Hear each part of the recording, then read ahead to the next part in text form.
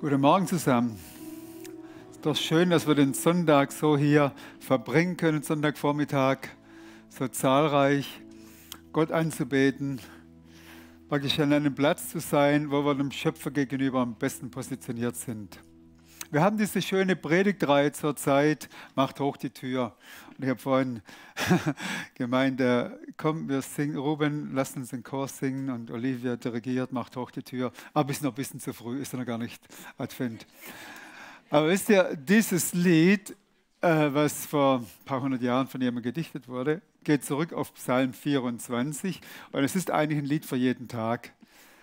Leute, macht die Herzen weit, ihr lieben Menschen, macht die Türe weit, dass der König der Herrlichkeit einziehe. Versteht ihr, wenn dieser König, der Himmel und Erde geschaffen hat, der auf unserem Kreuz gestorben ist, wir schauen immer wieder auf das Kreuz, auch wenn wir es nicht fühlen, der unwiderrufbare, unwiderlegbare Liebesbeweis für jeden Tag, auch wenn es uns schlecht geht, auch wenn wir viele Fehler gemacht haben. Wir schauen aufs Kreuz, seine Liebe bleibt. Und diesen Gott zu kennen, ist das größte Privileg. Macht hoch die Tür, die Tor macht weit. Lasst den König immer mehr Platz in unserem Leben bekommen. Damit der König am Steuer sitzt. Es ist so wichtig zu wissen, wer am Steuer sitzt.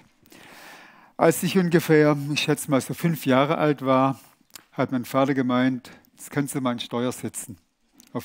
Nicht im Auto, das kam erst mit 12, aber am Traktor. Auf dem Land früher war das halt so.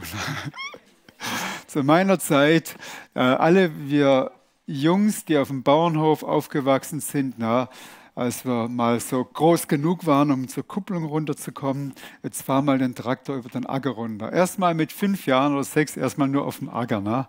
Mit 10 dann noch das Dorf, war ein anderes Thema. Aber das heißt, mein Vater hat Vertrauen gehabt, du darfst an Steuer gehen. Aber du darfst jetzt mit deinen 5, 6 Jahren nur am Steuer sein auf dem Acker. Und wo es eben ist, ohne Gefälle und nur mit einem kleinen Anhänger und Kupplung, Gas, alles klar.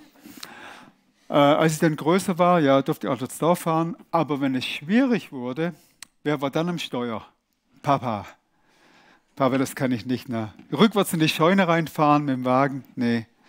So, dort gibt es eine kleine Böschung, Papa geht durch Steuer. Ja.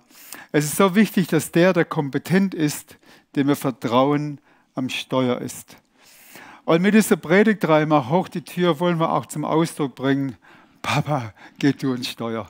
Es gibt so viele Bereiche in unserem Leben, wo wir mit unserer menschlichen Begabung, mit all unserer Kompetenz, mit all unserem Wissen, Verständnis, Bildung nicht wirklich imstande sind, alle Bereiche unseres Lebens zu beherrschen, oder? Schafft ihr das? Ich schaffe es nicht. Deshalb sage ich, komm König Jesus. Gestaltung von Beziehungen, Kindererziehung. Wehe uns, sollen wir das ohne die Hilfe vom Himmel machen. Ich habe einen Prediger gehört, der hat gesagt, das war auf Englisch, it's easier to raise up the dead than to raise up teenagers. 5 Kinder, alle 5 sind mittlerweile in leitenden Positionen, sind Pastoren oder Pastorenfrauen. Er hat es doch hingekriegt, auch wenn es dazwischen durch manche Täler ging. So, ich denke, Weisheit und Gottes Hilfe in Lebensbereichen, die uns überfordern, das ist so ein Geschenk und so eine Gnade der Treue Gottes, dass Gott sagt, lass mich ans Steuer. Und wir können sagen, Papa, ja, komm du ans Steuer. Bereich Ehe, gibt es jemanden, der verheiratet ist und keine Hilfe vom Himmel braucht manchmal? Die Ehe ist ein gutes Übungsfeld, wo wir mehr von der Gnade Gottes bekommen können und darin wachsen können. Und dann wirklich gesegnete Ehen haben. Oder im Beruf. Vielleicht hast du Arbeitskollegen, wo du denkst, Mann, oh Mann, wenn der nicht wäre, wäre mein Job leichter. Vielleicht hat Gott den absichtlich dorthin geschickt. Können ja nie wissen. Damit wir wachsen können und lieber öfters mal sagen können, Papa, nimm du das Steuer her in dieser Beziehung, in dieser Business-Angelegenheit. Wir können das weiter fortsetzen. Es geht einfach bei dieser Reihe, macht hoch die Tür darum, heute in dieser Predigt, Gott kommt du ins Steuer. Es gibt einen Mann in der Bibel, den ihr alle kennt, David. Er wird beschrieben als ein Mann nach dem Herzen Gottes. Apostelgeschichte 13 beschreibt ihn so: Ein Mann nach dem Herzen Gottes, der Gottes Willen in seiner Generation ausgeführt hat. Wer wäre es, wenn eines Tages in den Geschichtsbüchern, die wir dann, wenn wir oben sind, mal, vielleicht gibt es auch Geschichtsbücher, lesen können, Kreuzpunkt, eine Gemeinde nach dem Herzen Gottes, die jeden Sonntag brav zusammenkam. Und dann ging sie wieder ihre eigenen Wege. Oder wenn da stehen würde, Kreuzpunkt, Männer und Frauen, alt und jung, Menschen nach dem Herzen Gottes, die einen Unterschied gemacht haben in dieser Region hier. Wäre das nicht gut? Und damit wir diesen Unterschied machen, das ist unsere Bestimmung. Na, dafür ist Jesus gestorben, dafür hat er den Preis bezahlt. Um diesen Unterschied zu machen, müssen wir sagen, Papa, komm du und steuer. In meinem Leben, in meiner Familie, in unserem Kollektiv hier, komm und steuer. David wusste das. David hat es gelernt, vermutlich schon mal in der Zeit, als er ein Schafhirte war. Und was hat er als Hirte gemacht? Er hat auf die Schafe aufgepasst. Und als der Löwe kam, ist er nicht abgehauen. Als die wilden Tiere kamen, hat er nicht gesagt, oh, da kommt ein böser Tier, geh nach Hause, Papa. 10 Schafe verloren, weil der böse Wolf kam. Nee, er hat gesagt, Papa, der Wolf kam, aber ich, mit Gottes Hilfe, mein Gott hat mich gelehrt, meine Hände zu streiten, so wie das in den Psalmen schreibt. David blickt zurück und sagt, mein Gott lehrte mich, mit meinen Händen zu streiten und zu kämpfen. Das war in Davids Herzen, in seiner DNA. Gott hat mir etwas anvertraut, mein Vater hat mir etwas anvertraut, die Schafe, und ich passe auf die Schafe auf. Und wenn der Wolf kommt, renne ich nicht weg, sondern wenn der Wolf kommt, dann sage ich, Wolf, ich sage dir, hau ab, hier sind Steine, hier ist meine Schleuder. Und David war ein Mann nach dem Herzen Gottes. Und als Gott dann einen Menschen suchte, dem er Verantwortung geben konnte für eine ganze Nation, wen hat er gefunden? Er ging zur Universität Jerusalem und hat geguckt, wer das beste Diplom hatte. So wie Jesus, der ging auch nach Jerusalem und hat geguckt, wo die Leute waren, die die Bibel am besten auswendig kannten. Jesus schaut das Herz an. Gott schaut das Herz an. Gott sieht, da ist dieser Hirtenjunge. Der ist nicht weggelaufen vor den wilden Tieren. Der hat die Verantwortung ernst genommen. Er hat gesagt, mein Papa hat gesagt, pass auf die Schafe auf, das tue ich. Und ich werde Hilfe vom Himmel kriegen, damit ich diese Verantwortung ausführen kann. Als dann David König wurde, hat er erst wurde König in Hebron und dann in Jerusalem über das ganze Reich. Wisst ihr, was die erste Aktion von David war? Er hat gesagt, es gibt einen, der ist kompetenter als ich, der Papa. Und deshalb beuge ich mich und sage, Vater im Himmel, du hast mich als König eingesetzt, aber der eigentliche König bist du. Ich bin hier nur dein Repräsentant, um deinen Willen zu tun und mit deinen Ressourcen das zu tun, was du geplant hast. Und es hat dann so ausgesehen, dass er zuerst die Bundeslade geholt hat. Für die so biblisch ein bisschen fundiert sind, was war der Platz eigentlich für die Bundeslade? Wo sollte die Bundeslade eigentlich sein? Bitte? Im Allerheiligsten. Richtig? In der Stiftshütte im Allerheiligsten. Das war der Gebrauch, das war die Tradition. Okay. Und jetzt lesen wir 1. Chronik 15. Das ist jetzt, ich lese jetzt einfach von der Geschichte ein bisschen. Wir haben den Text hier. Das ist dann, ich lese nicht das ganze Kapitel, einige Verse ausgewählt, 1. Chronik 15, die beschreiben, wie das damals alles vor sich ging. Das war übrigens der zweite Versuch. David hat es probiert, 1. Chronik 13. Wir holen die Bundeslade nach Jerusalem. We do it our way. Wir machen es so, wie wir das denken. Also das Beste wäre doch, wir nehmen einen Pferdewagen, einen Wagen und lassen den von Rindern ziehen. Das ist am einfachsten. Our way. Und ihr wisst, wie der erste Versuch ausging. Sie haben das gemacht und mitten auf der Strecke kam der Wagen durch Gefälle irgendwie in Schräglage und einer der Männer mit gutem Herzen hat versucht zu verhindern, dass die Bundeslade runterfällt, ist tot umgefallen. Und er sah für David einen Schock. Oh, we should not do it our way. Wir sollten das nicht nach unserem eigenen Kopf tun. Und dann haben sie die Bundeslade wieder zurückgebracht in das Haus dieses Mannes, Obed. Und Gott hat diesen Mann weiter gesegnet, weil der die Bundeslade war. Und mittlerweile hatte David und sein Team Zeit, im dicken Buch nachzulesen. Wie will Gott eigentlich behandelt werden von uns? Not our way, his way. Und jetzt kommt der zweite Versuch, 1. Chronik 15. In dem Stadtteil von Jerusalem, der Stadt Davids genannt wurde, ließ David mehrere Häuser für sich bauen. Er bestimmte auch einen Ort, wo die Bundeslade Gottes stehen sollte und ließ dort ein Zelt für sie errichten. Moment, wo gehört die Bundeslade hin? Allerheiligste Stiftshütte? Was macht David hier? Er bestimmte einen Ort, wo die Bundeslade Gottes stehen sollte. Er ließ dort ein Zelt für sie errichten. Dann ordnete er an: Nur die Leviten dürfen die Bundeslade tragen, denn sie hat der Herr dazu erwählt. Sie sollen die Dienste am Heiligtum für alle Zeiten verrichten. Danach ließ David Abgesandte aus ganz Israel nach Jerusalem kommen, um die Bundeslade an den Ort zu bringen, den er für sie vorbereitet hatte. Da reinigten sich die Priester und die Leviten für die heilige Aufgabe, die Bundeslade des Herrn, des Gottes Israels, nach Jerusalem zu bringen. Die Leviten sollten sie mit Stangen auf ihren Schultern tragen, also nicht auf dem Wagen, auf den Schultern tragen, wie Mose es im Auftrag des Herrn angeordnet hatte. Aha, da gab es eine gewisse Vorstellung von Gottes Seite aus, wie es geschehen sollte. David gab den Oberhäuptern der Leviten den Auftrag, aus ihrem Stamm Männer auszuwählen, die bei dem Fest fröhliche Lieder singen und dazu auf Harfen, Lauten und Zimbeln spielen sollten. David, die Sittenoberhäupter von Israel und die Offiziere seiner Truppen, zogen mit den Leviten und Priestern zu Obed-Edoms Haus, um die Bundeslade des Herrn nach Jerusalem zu holen. Alle freuten sich sehr. Weil Gott die Leviten nicht sterben ließ, die die Bundeslade trugen, opferte man zum Dank 7 junge Stiere und 7 Schafböcke.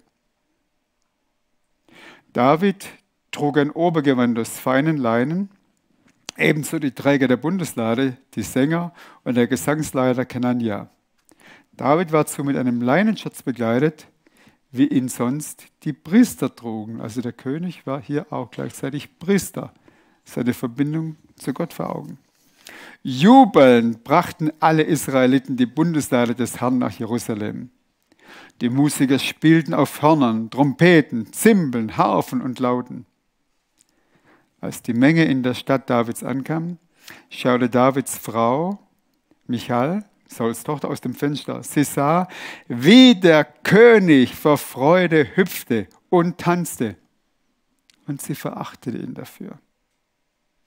Die Leviten trugen die Bundeslade in das Zelt, das David für sie errichtet hatte.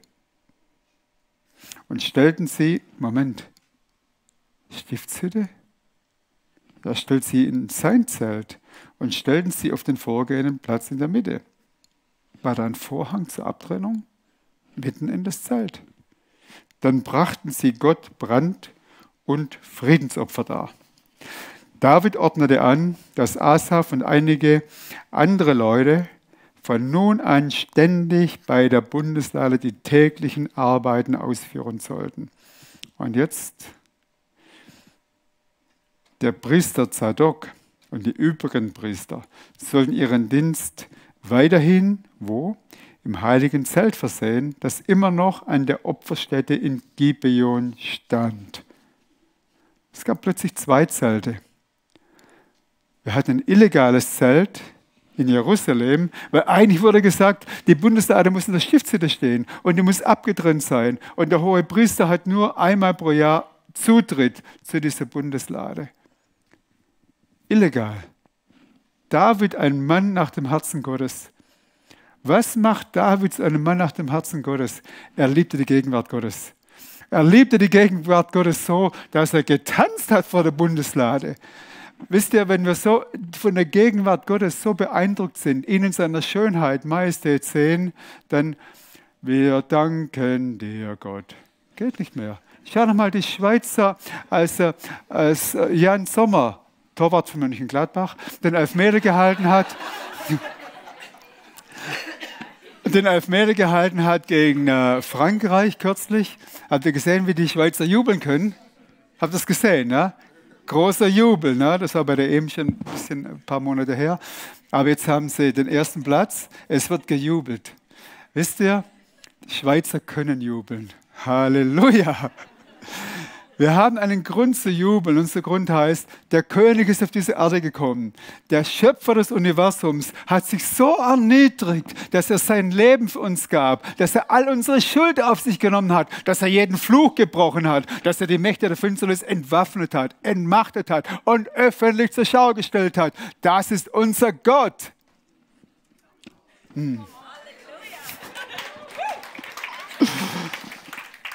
Ja, er hat sensible Ohren, bitte. Nicht zu laut. Aber okay, lass uns das einfach noch mal kurz vor Augen halten. David, ein Mann nach dem Herzen Gottes, hat sich gefreut an der Gegenwart Gottes. Und es war nicht eine oberflächliche Freude. Es geht nicht darum, einfach irgendwelche Gefühle und Sachen zu machen, die oberflächlich sind.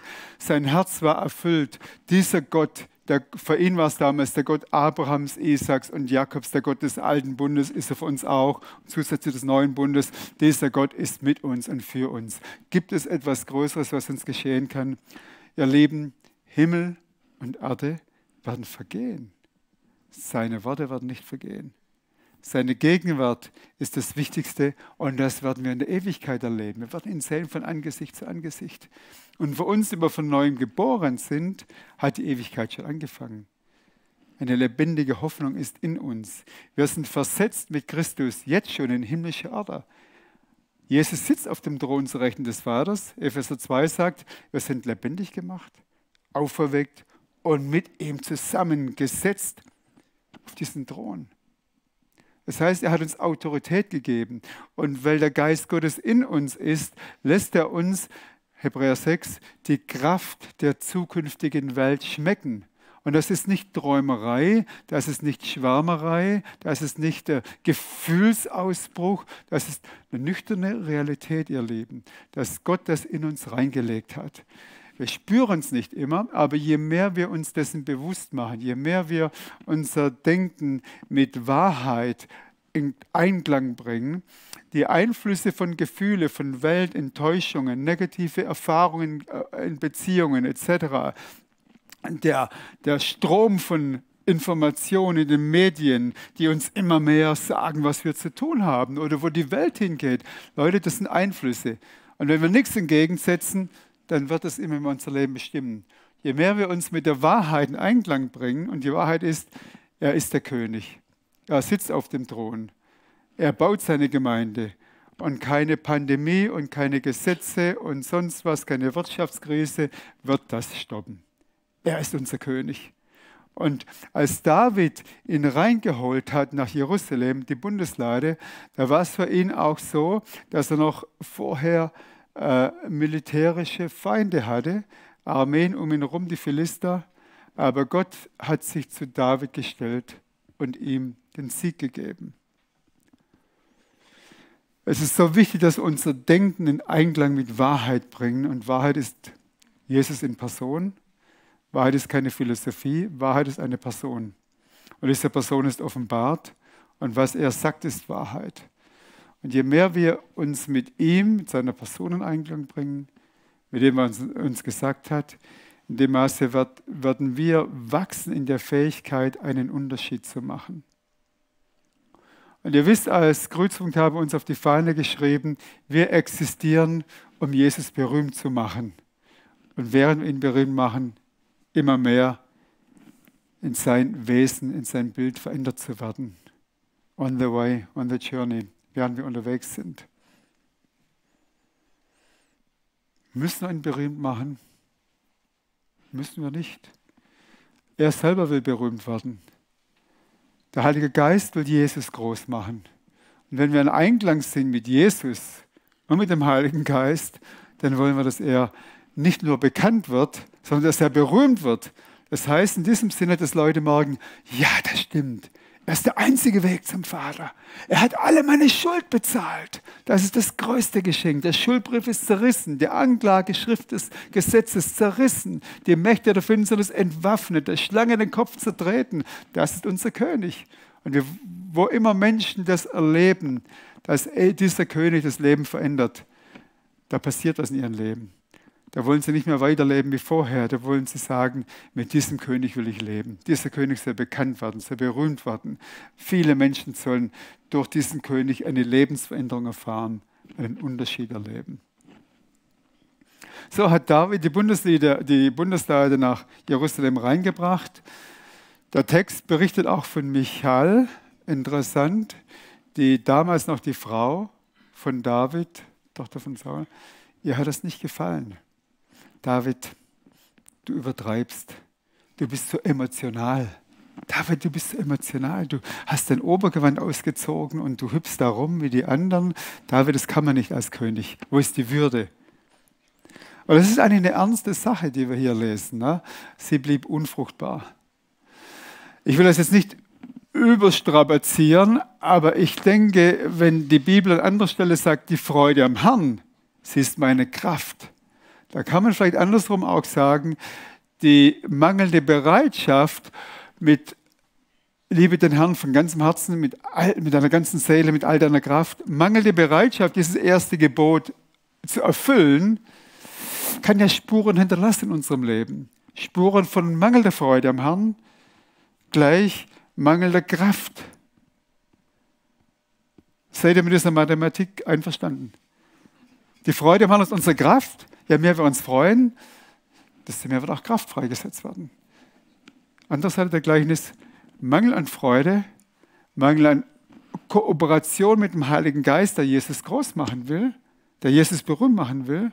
Und wir sagen, nee, ich will nicht emotional werden, ich will nicht abheben.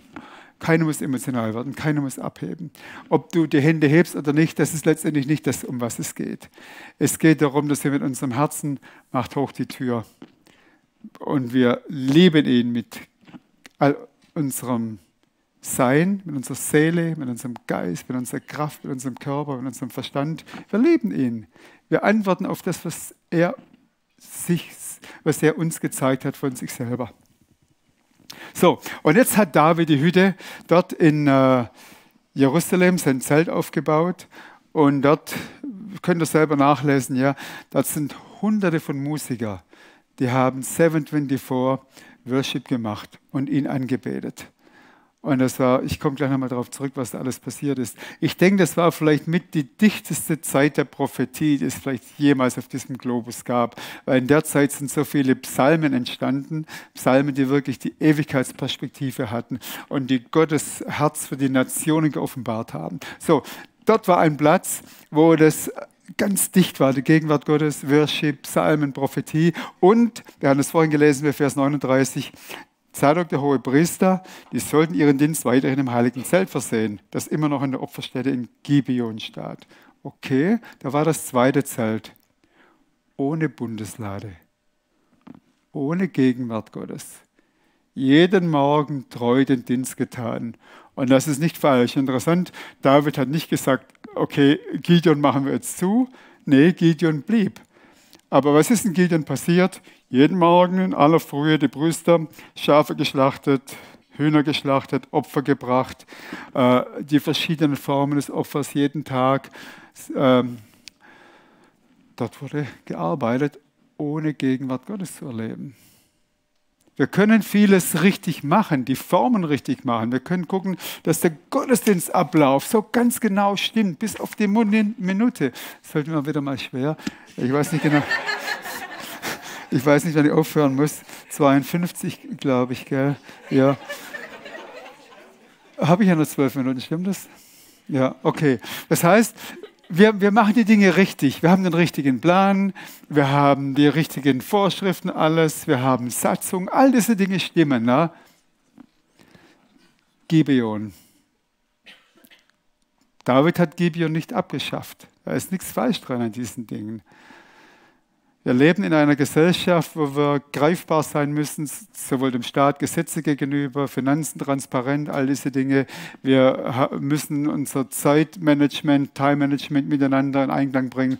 All diese Dinge haben ihren Platz. Gibeon.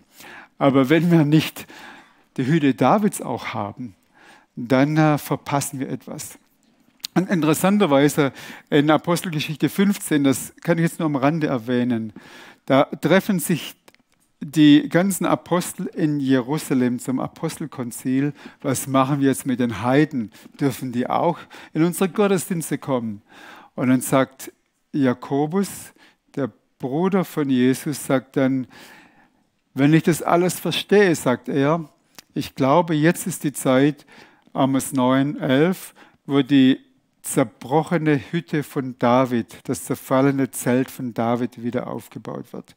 Mit jetzt ist dieses Jetzt der Gnade von Auferstehung Jesu Himmelfahrt bis zu seiner Wiederkunft. Das ist dieses Jetzt der Gnade, diese Zeit, wo Jakobus sagt, Gott baut die zerfallene Hütte Davids wieder auf.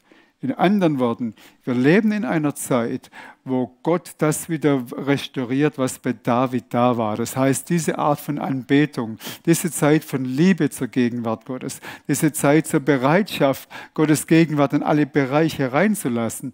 Gott ist dabei, das zu restaurieren. Und wenn wir davon ausgehen, wir kommen in eine Zeit, wo nicht nur 2% oder 3% sogar der Bevölkerung wiedergeboren sind in der Schweiz, sondern 20, 30. Dann wird eine Zeit kommen, wo Gott mit seinem Wind reinbläst und wo wir sagen, Papa, wir lassen dich an Steuer. Führ uns hinaus. Und ihr Lieben, das wird uns einen Preis kosten. Das ist kein Spaziergang. Die Tatsache, dass wir mit Christus versetzt sind in himmlische Orte, heißt nicht, es läuft alles glatt. Das heißt, Jesus sagt, ich habe einige Verheißungen für euch. Und eine der Verheißungen, die wir nicht so gerne lesen, ihr werdet verfolgt werden um meines Namens willen. Verheißung. Ich meine, man kann sagen, wir leben in der Schweiz und wir haben so gute Gesetze, wir haben gute Regierung und wir sind so neutral und geschützt. Ja, ehrlich gesagt, es kann sein, dass es uns hier besser geht als anderen Nationen. Kann gut sein. Aber trotzdem kann es wohl sein, dass die Verkündigung des Evangeliums mit immer mehr Widerständen und Schwierigkeiten verbunden sein wird. Das Wort von Jesus ist klar. Wenn ihr mich repräsentiert, ihr repräsentiert ein ewiges Reich, das im Konflikt ist mit dem Gott dieser Welt, der versucht, Menschen in Gefangenschaft zu halten, blind zu halten, dann seid ihr automatisch im Krieg. Aber für diesen Krieg, David hat viele Kriege gewonnen, er hat die Bundeslade geholt und hat auch immer wieder, wenn Krieg war, die Bundeslade dorthin gebracht, wo der Kampf war, um Gott zu zeigen, ohne dich wollen wir nicht in den Krieg gehen. Kämpf du den Kampf für uns. Okay, was geschah in diesem, danke, das hilft, was geschah in diesem Zelt? 1. Chronik 25,1, eine kurze Zusammenfassung. Und David und die Obersten des Heeres sonderten die Söhne Asafs und Hemans und Jedutuns zum Dienst aus, die mit Zittern und Harfen, mit Zimbeln geisterfüllt spielten. Ich habe nachgeguckt nach Übersetzungen. Letztendlich geht es darum, geisterfüllt spielten. Das heißt, sie waren in einer Haltung Gott gegenüber, wo sie die konnten ja keine Liederbücher auspacken. Aber sie konnten den Heiligen Geist einladen. Heiliger Geist, leite du uns im Lobpreis. Sie haben damals schon gespürt, dass Gott Menschen sucht, die im Geist und in der Wahrheit anbeten. Und so kam dort in diesem Zelt was zustande. Und ich lese nur einen kurzen Psalm vor, aus 1. Chronik 16, ab Vers 7. Das wird nachher in verschiedenen Psalmen wird das auch zitiert. Ich habe es nicht hier, ich will, dass ihr einfach zuhört. Was ist in diesem Zelt passiert? An jedem Tag beauftragte David zum ersten Mal Asaf und die anderen Leviten, den Herrn zu preisen. Und sie sagen, preist den Herrn und rühmt seinen Namen, verkündet allen Völkern seine großen Taten. Allen Völkern? Bis daher war das alles nur für die Juden. Aber in diesem Kontext dieses Zeltes von der Dichte der Gegenwart Gottes war ihnen plötzlich klar, das gehört allen Nationen. Verkündet allen Völkern seine großen Taten. Singt und musiziert zu seiner Ehre. Macht alle seine Wunder bekannt. Freut euch über seinen heiligen Namen. Ja, alle, die seine Nähe suchen, sollen sich freuen. Sucht den Herrn und seine Macht. Sucht seine Gegenwart jeden Sonntagmorgen. Sucht seine Gegenwart alle Zeit. Ich denke, er will das uns als Lebensstil mitgeben hier. Denkt an seine mächtigen Taten, an seine Wunder und Urteile, die er fällte.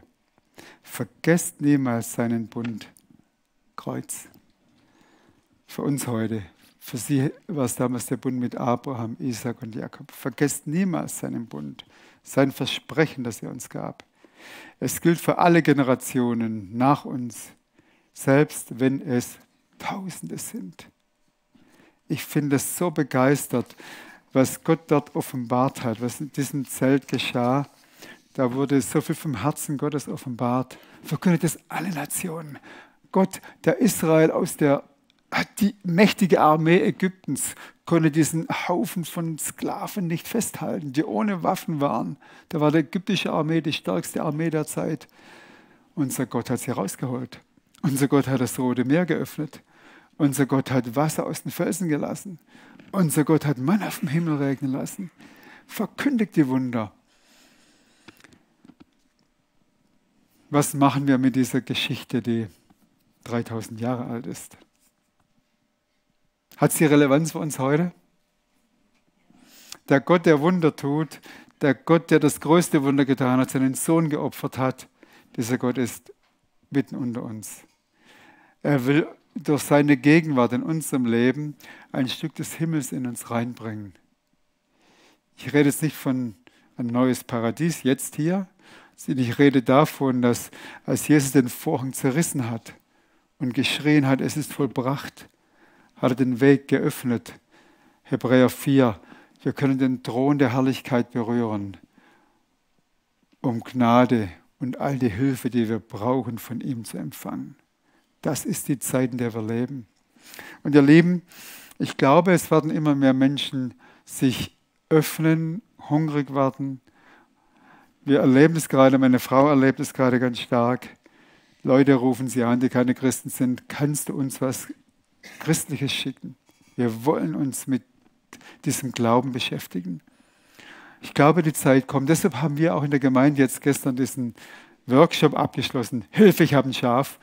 Die Idee kam, als wir vor 2 Monaten mal darüber gesprochen haben, wie wäre das jetzt, wenn in den nächsten 4 Wochen 50 Leute zu uns neu kommen würden, die mit Christentum und Kirche und Religion nichts im Hut haben. Was würden wir damit machen? Oh, Kleingruppe? Ne, unsere Kleingruppe, wir haben schon so ein volles Programm, da können wir jetzt nicht noch einmal reinholen. Unsere Kleingruppe hat höhere Themen. Wir müssen in höhere Themen rein, wir müssen uns geistlich weiterbringen. Ja, was machen wir? Na, ganz ehrlich, das ist die Realität, in der wir leben. Ich lebe da auch drin, ich bin nicht besser. Aber ich denke, wir sind an dem Punkt, wo Gott sagt, hallo, wollt ihr, dass sich von diesen Menschen, die momentan nicht auf dem Weg in den Himmel sind, die 98% der Bevölkerung, die Jesus nicht kennen, und ihr wisst, was passiert ohne Jesus in der Ewigkeit. Und Gott sagt, aber ich habe den Preis bezahlt.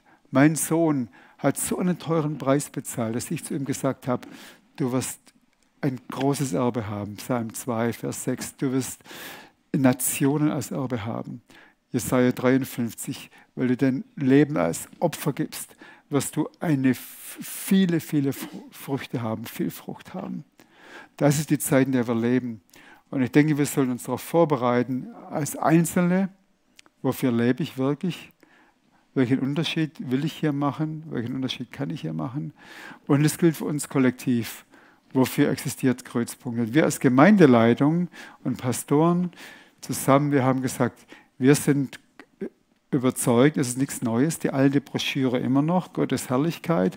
Wir haben es jetzt so formuliert, wir als Gemeindeleitung glauben, dass wir als Grüßpunkt kollektiv dazu bestimmt sind und deshalb hier existieren, um Jesus berühmt zu machen, damit viele Leute ihn kennenlernen und integriert werden in seine Gemeinde.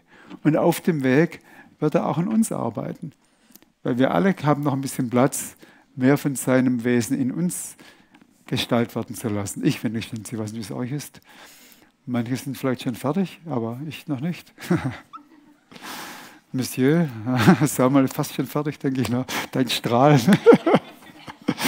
Wir sind alle in der Schule Gottes, Leute. Und das ist gut so, dass wir sagen, wir sind gemeinsam unterwegs. Wir sind gemeinsam unterwegs, Jesus berühmt zu machen.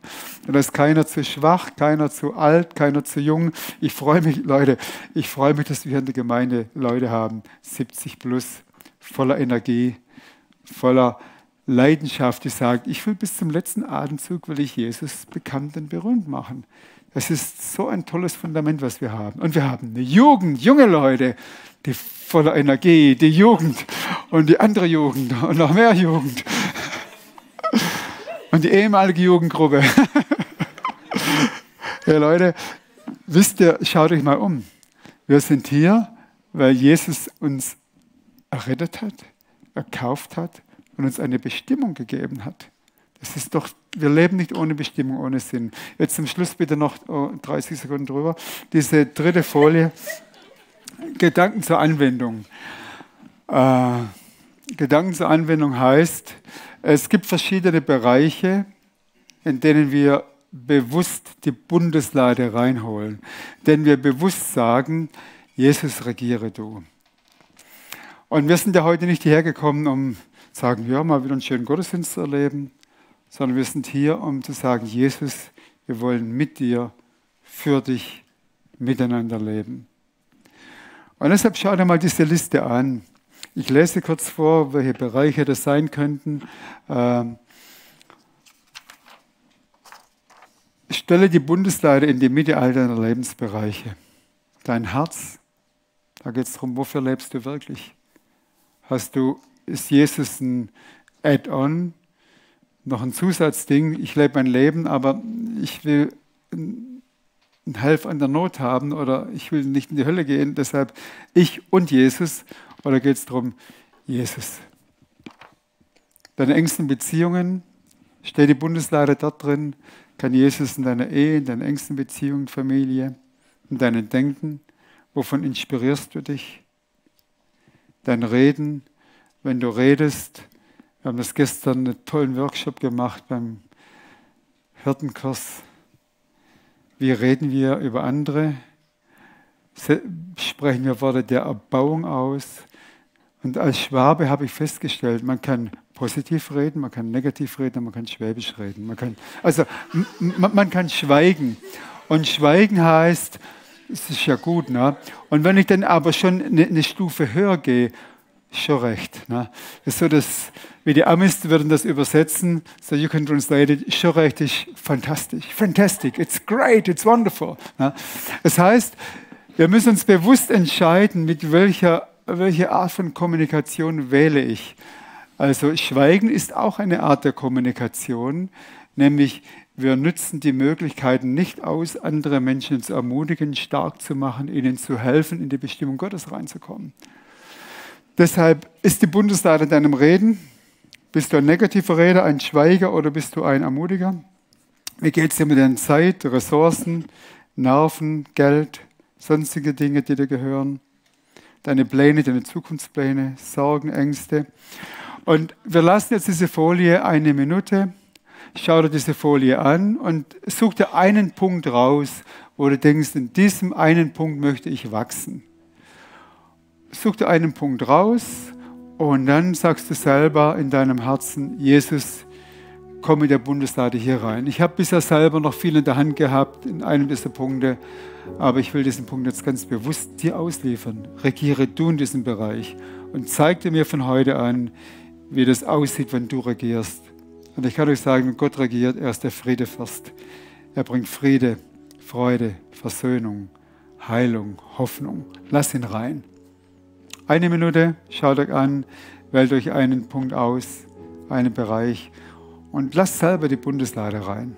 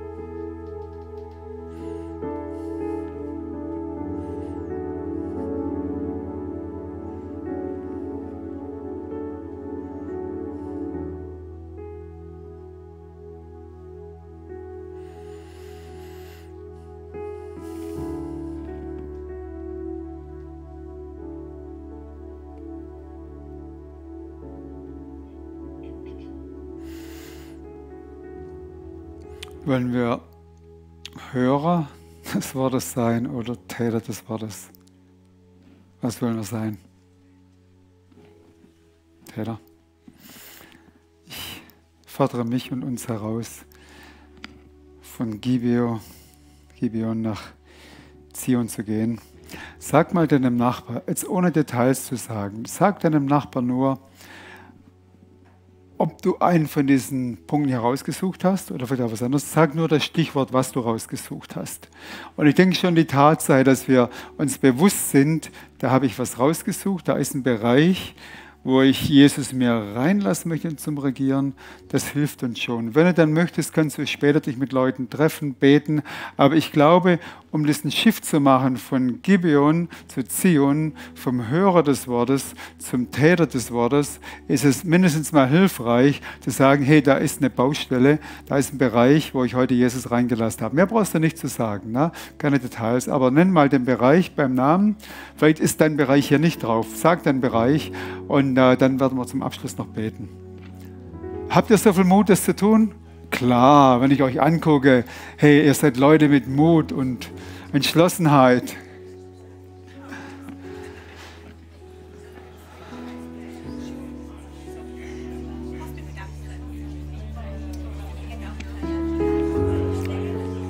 Das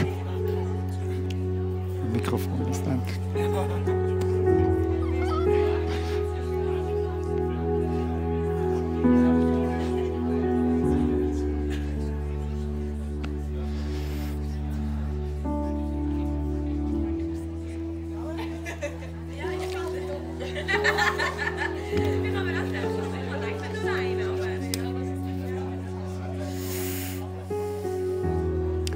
Okay, darf ich euch bitten, zum Schluss noch aufzustehen? Und ich nehme, lasst uns das Aufstehen einfach als Zeichen auch vor Gott bringen, sagen, komm mit der Bundeslade in diesen Bereich, den ich eben vor dir gebracht habe. Lass uns wirklich auch symbolisch so verstehen. Ich stehe auf und sage damit, ich mache die Tore weit und die Türen hoch, komm rein in diesen Bereich. Ich selber bin so schwach, aber ich glaube an deine Gnade, Treue und Güte. Herr Jesus, danke, dass du unsere Herzen kennst und siehst. Danke, dass du viel mehr noch als wir selber entschlossen bist, uns einfach zu begegnen mit deiner wunderbaren Gegenwart. Uns immer mehr von deiner Herrschaft in unserem Leben spüren zu lassen. Und du siehst, welche Bereiche wir vor dich gebracht haben. Und wir sagen es bewusst, wir geben das Steuer aus der Hand. Wir übergeben dir das Steuer jetzt. Vielleicht lassen wir das gemeinsam als gemeinsames Bekenntnis sprechen. Ich übergebe dir das Steuer. Sagt es mit mir zusammen. Ich übergebe dir das Steuer. Danke, Jesus, dass du diese Dinge ernst nimmst. Du siehst uns in unserer Schwäche, aber wir glauben an deine Treue. Und wir laden dich jetzt bewusst ein. Komm in unsere Herzen, komm in unser Leben, komm in unsere Beziehungen. Als Kollektiv sagen wir, nimm immer mehr Raum an einem Kreuzpunkt. Es ist deine Gemeinde. Wir wollen auf Zion bauen und erwarten, dass du immer mehr deine Gegenwart uns zeigst. Danke, Jesus. Amen. Und wir machen jetzt einfach weiter. Lasst uns in dieser Haltung bleiben. Wir singen jetzt dieses schöne Lied, mutig komme ich vor den Thron, wo wir praktisch dieses Gebet, was wir eben persönlich im Stillen gemacht haben, weiter zum Ausdruck bringen.